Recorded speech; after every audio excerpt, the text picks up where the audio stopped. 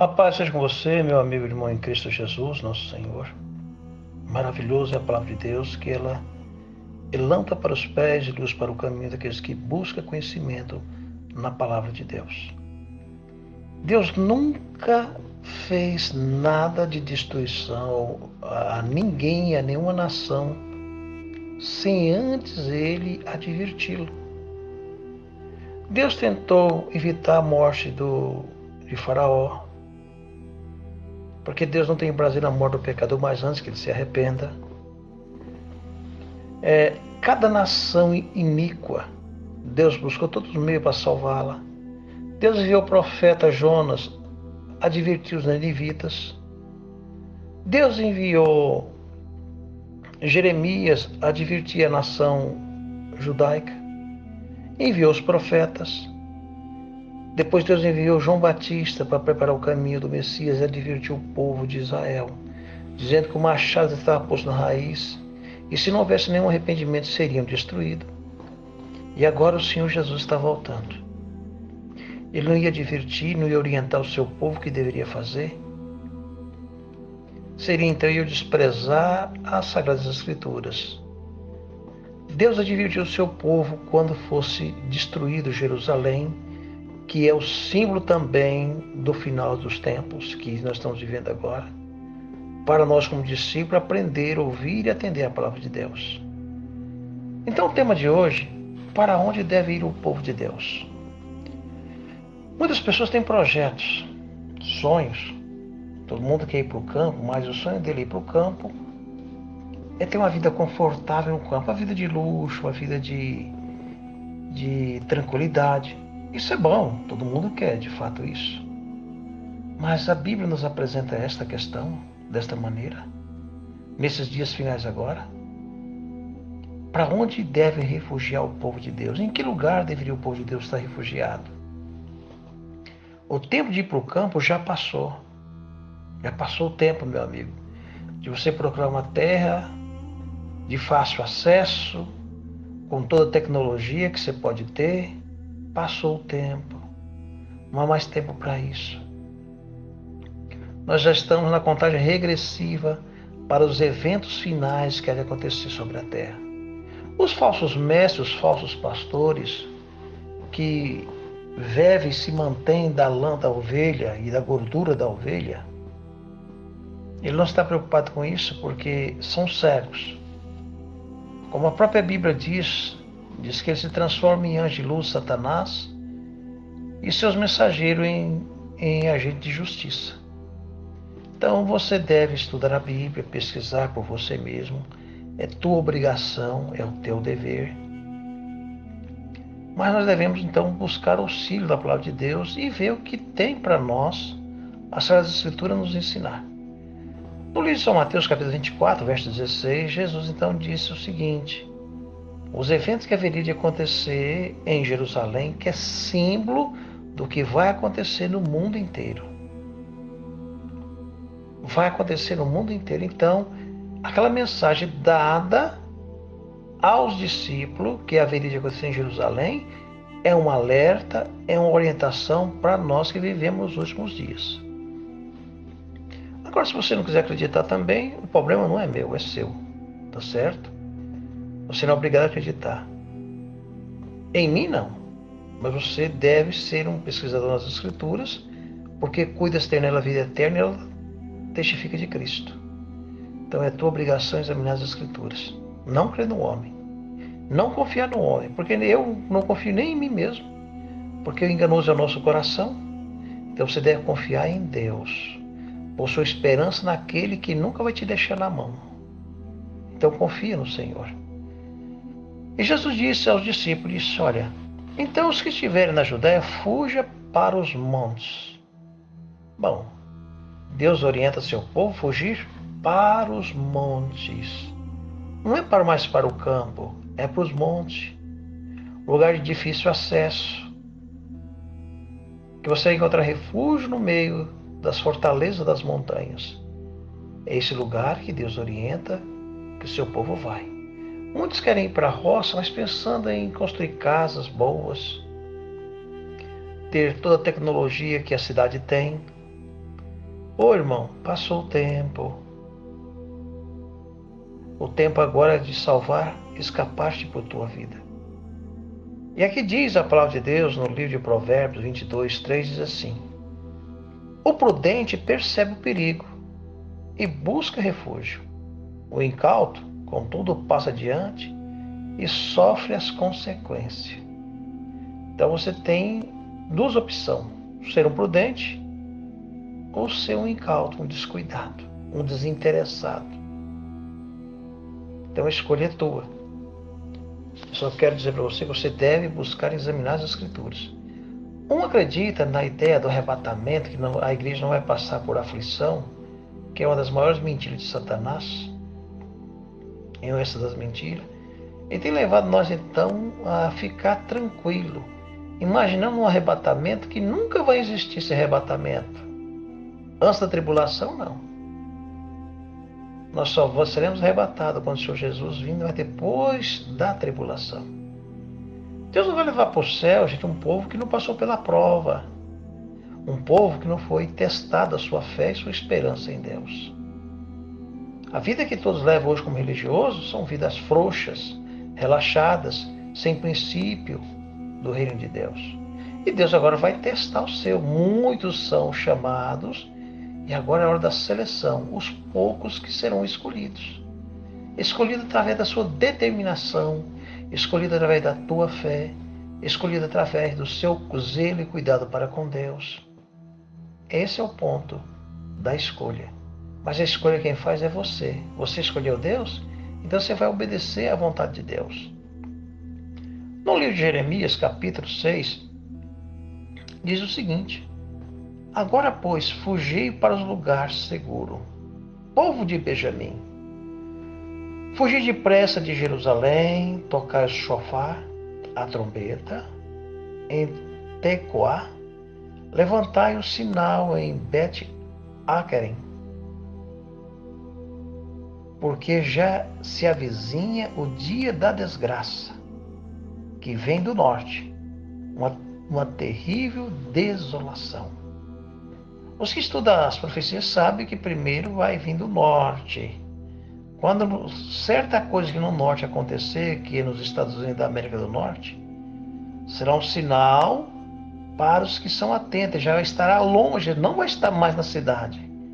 Quando esse sinal acontecer, já fechou o tempo que você pensa que teria, mas já não tem mais. Por que não? Porque é preciso que você tenha a fé de Noé. Olha como diz a Bíblia no livro de Hebreus, capítulo 11, versículo 7. Pela fé, Noé, quando divinamente orientado acerca dos acontecimentos que ainda não podia ser visto, movido por um santo temor, construiu uma arca, a fim de salvar sua família, por intermédio da fé. Ele condenou o mundo e se tornou herdeiro da justiça, que vem da fé, o exemplo do patriarca. Então eu quero só que você analise nesse texto. Era possível a usar a mente humana hoje? Eu quero dizer para você, vamos dizer que alguém hoje faça um grande barco num lugar bem longe do rio e dizer para você, olha, vai chover até cobrir isso aqui, essas montanhas. Você daria crédito? Você acreditaria? Eu quero que você use a lógica. Bem provável que você não irá dar crédito.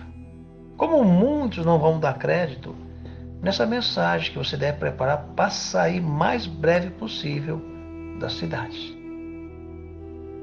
Muitos estão esperando, uns esperam aposentar, comprar uma chacrinha e curtir os dias de vida. Não há tempo para isso, amigo. Passou a cega e findou o verão e não somos salvos. Essa profecia vai se cumprir. E ela está perto do seu cumprimento. Porque as oportunidades que são oferecidas logo vai passar. Mas diz aqui então, no livro de São Lucas, capítulo 21, verso 21 e 22.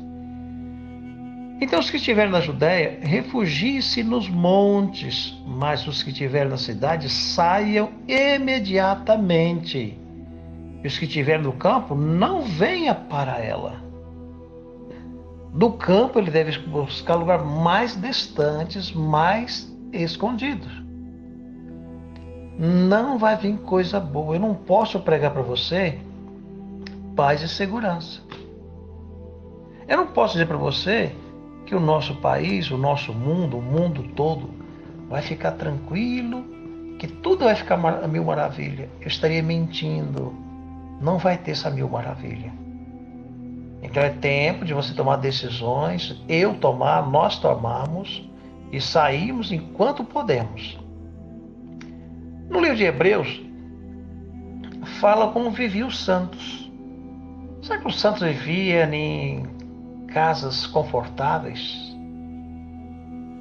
Será que os santos viviam nas suas terras com lugar tão maravilhosos, lugar tão exuberantes?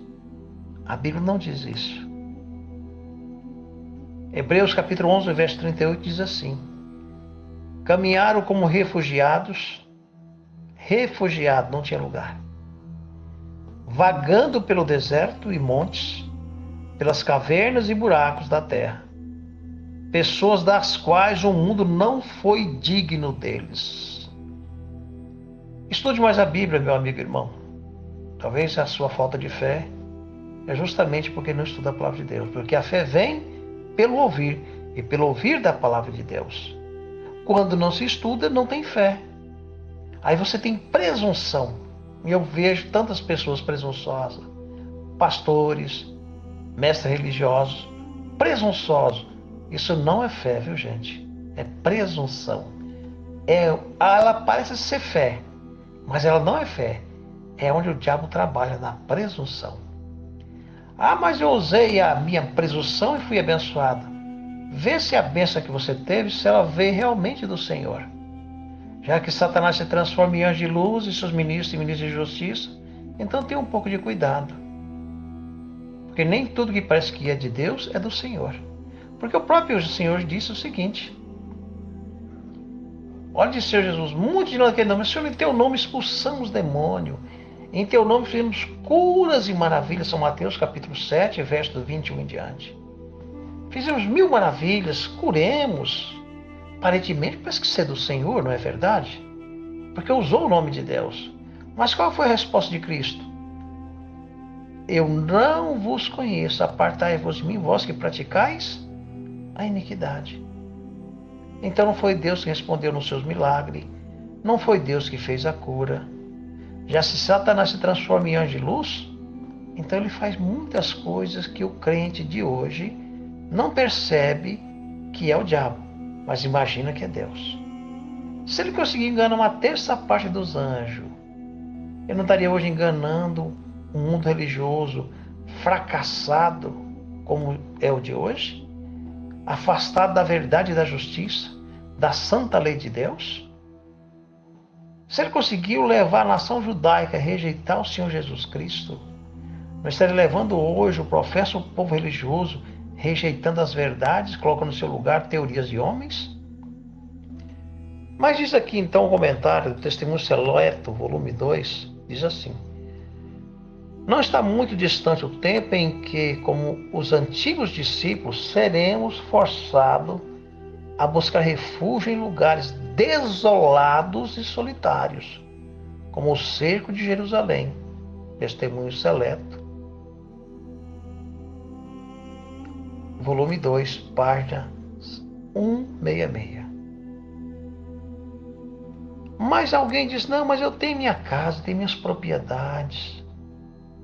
Olha o que diz em 1 Escritos, páginas 56 e 57.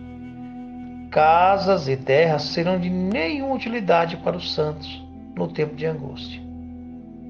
Você acha que vai valer alguma coisa a sua casa, a sua terra? Quando eu faço essa pergunta, estou fazendo para mim também, que é para nós analisarmos juntos. Sabe por quê, amigo? No livro de Apocalipse capítulo 3 diz que se aquele que não aceitar a marca da besta não pode comprar e nem vender. Vamos dizer que você tem uma casa muito boa aqui na cidade, uma mansão, e você olha para sua mansão e diz: não, mas aqui eu estou confortável, tem tudo que eu preciso. Mas você diz que é um cristão. E agora sai a ordem do decreto. Você não pode comprar e nem vender. Bom, primeira coisa, não vai ter energia. Você não vai ter água. Por final, sua casa será confiscada, porque a casa você não pode pagar os impostos. A casa também não é sua. É do nova ordem mundial, do governo mundial. Então, o que você adquiriu? Nada. Não, mas eu tenho minha fazenda. Minha fazenda é muito boa, tenho muito gado, estou bem de situação. Isso estou falando ao santo, não ao ímpio. O ímpio, ele vai ter tudo o que ele quer. Ele é ímpio. Só que ele vai ter também nas costas dele um lago de fogo. Queimar junto com Satanás.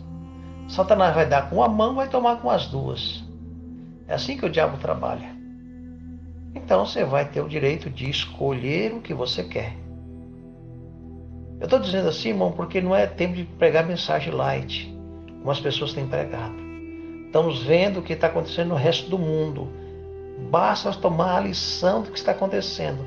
Como está a Venezuela? Como está a Argentina? Como estão os demais países que buscaram o poder comunista? A esquerda que se opõe contra Deus e contra a sua verdade. As religiões hoje trabalham para o poder do inimigo, não para o poder de Deus. Por isso Deus ordena ao seu santo que sai dela, povo meu, para não ser cúmplice dos seus pecados. Prosseguindo aqui, diz o seguinte: pelo seu poder tem controlado cidades, nações, até que seus pecados provoquem a ira de Deus, para destruí-los pelo fogo, água e terremoto, fome, espada e pestilência. Está acontecendo isso? Eu acho que você deveria olhar um pouquinho ao nosso redor, cada um de nós. Está acontecendo. Mas parece que nós estamos achando que isso tudo é natural. Não. Há um poder chamado Satanás que está fazendo todo esse trabalho para a ira de Deus se acelerar. Por que Deus vai irar? É porque você deixou os braços do Senhor. Você largou a aliança com Deus e fez um pacto com o diabo. É isso que está acontecendo com os seres humanos. Testemunho Seleto diz ainda mais. Será então o tempo de deixar as grandes cidades, passo preparatório, ao sair das menores para lares retirados, lugares solitários entre as montanhas? Então você tem que ir para um lugar entre as montanhas, lugar de difícil acesso. Lugar de fácil acesso, os ímpios todos irão lá. Porque eles querem lugares confortáveis. Espírito maligno vai entrar nas pessoas, demônios tomarão posse da mente dos seres humanos, e algo tão terrível que você vai testemunhar por desobedecer a palavra de Deus, e será tarde para você voltar atrás, porque passou a cega e findou o verão e não vai ter alcançado mais a salvação. É muito sério o que vem pela frente. Mas diz mais ainda. Para onde você tem que ir? Agora é tempo de procurarmos lugares entre as montanhas e não no campo mais. Passou a cega, gente, passou o tempo. Nós estamos na iminência dos decretos sair, estamos na iminência da nova ordem mundial. E eu admiro quando eu vejo os mestres religiosos que são tão aplaudidos pelo povo, incentivando o povo a tomar a maldita picadinha, ensinando o povo a se entregar ao poder do domínio do anticristo. Mas tem algo que você talvez não vai entender ainda, mas vou ler porque deixa que a Bíblia te responda, para que não sejam minhas palavras. Fora está a espada, dentro a peste, a fome. Os que estiver no campo morrerá a espada, os que estiver na cidade devorá-lo-á a fome e a peste. É para pensar nisso, amigo e irmão. Lá fora no campo, quem tem suas terras bem confortável, você vai ser morto a espada, saque-se. As pessoas vão saquear as fazendas, vão saquear as roças. Porque enquanto as pessoas desaprevenidas, as pessoas não buscaram o refúgio que Deus ordenou. A Bíblia diz: se o pai de família soubesse a que hora viria o ladrão, ele vigiaria. Sabendo de tudo vai acontecer, mas muitos ficam de braços cruzados. Muitos dizem: não, o Senhor vai me cuidar de mim. Não, amigo. Deus cuida daqueles que ouvem a sua palavra. Deus cuidou de Noé, porque Noé ouviu a palavra de Deus, entrou na arca e obedeceu sua palavra. Então Deus cuida dos seus. Não pense que o desobediente receberá o cuidado de Deus. Não pense que o presunçoso, que presunção não é fé, estará resguardado pelo Senhor. Não. Não te iluda com isso.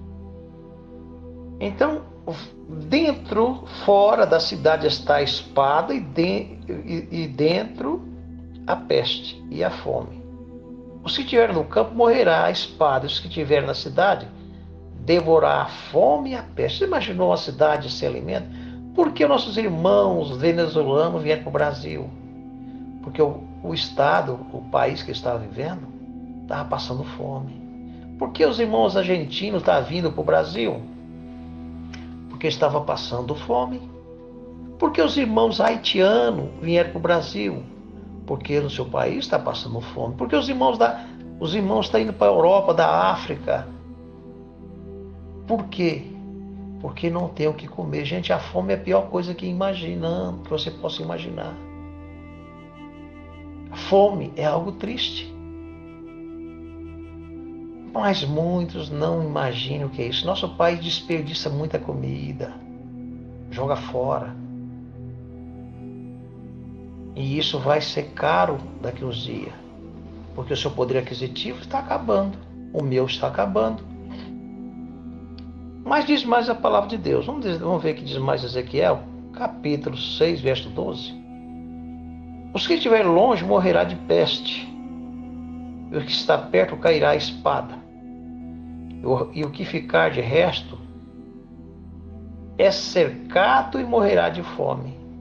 Assim cumprirei o meu furor contra eles.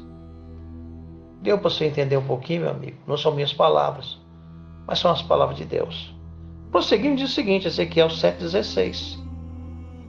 Se escaparem alguns sobreviventes, presta bem atenção no que eu vou ler. Se escaparem alguns sobreviventes, estarão sobre os montes, como pomba nos vales, todos gemendo, cada um por causa da sua iniquidade.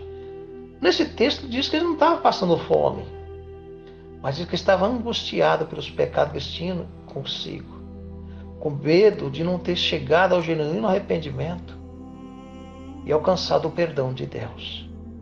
Mas não era, eles não estavam com fome e nem estavam doentes, como os que estão na cidade e como os que estão no campo. Analisa o texto e tira suas conclusões. Então nós devemos prestar bem atenção no que diz a palavra de Deus. Mensagem Escolhida, volume 2, diz assim, página 142.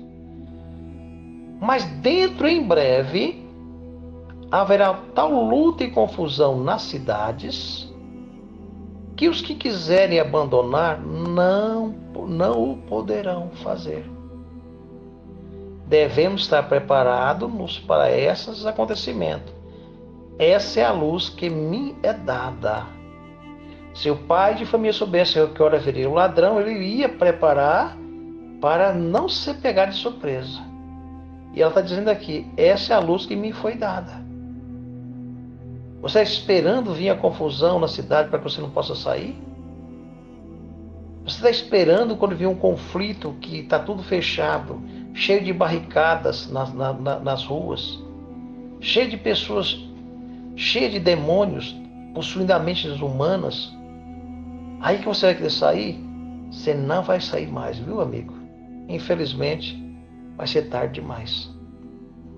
Provérbios 1,33 diz o seguinte: mas o que me dar ouvido habita em segurança, estará tranquilo, sem receio do mal. Caso correrão cavalos pelos rochedos, lavrar-se-á ali com bois, mas vós haveis tornado o juízo em fel, e o fruto da justiça em losna. É assim que tem feito. É assim que tem agido os atalaias. E aqui diz algo importante. Aonde você deve estar?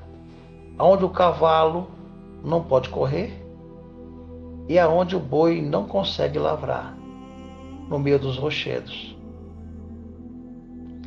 Mas então o que você vai comer? Aquilo que você guardou. Deus poderia ter salvado Noé sem Noé pôr nenhuma semente dentro da arca, não podia? Mas Deus não fez isso. Deus mandou Noé guardar mantimento para ele e para os animais. Pense nisso um pouquinho, viu, amigo? As pessoas muitas vezes lêem o texto do Espírito de Profecia, lêem o texto da Bíblia, mas não analisa a aplicação e a maneira em que a palavra de Deus está nos ensinando. Aquilo que eu não consigo fazer, Deus faz para mim. Mas aquilo que eu posso fazer, Deus não vai fazer para mim. Nós temos que unir o humano e o divino. Se não haver união entre o humano e o divino, estaremos todos nós perdidos. Então, tire essas ideinhas que você pôs na cabeça, que Deus vai fazer um milagre para você, quando você não fez nada. Não se preocupe que isso não vai acontecer, viu? Deus não vai abrir o mar vermelho se você não deu o primeiro passo. Deus não vai fazer aquilo que você não está fazendo. Deus pode muito bem nos manter com pão e água. Quando nós decidimos fazer a vontade de Deus, Deus podia ter pegado, cuidar do profeta Elias no deserto. Por muito tempo não, Deus mandou ele ir à casa de uma viúva. E Deus multiplicou o azeite e a farinha. Não faltou. Então, um pouco de comida que você guardar servirá para você e para os outros. Deus poderá multiplicá-lo, mas você tem que guardar primeiro. Pense nisso.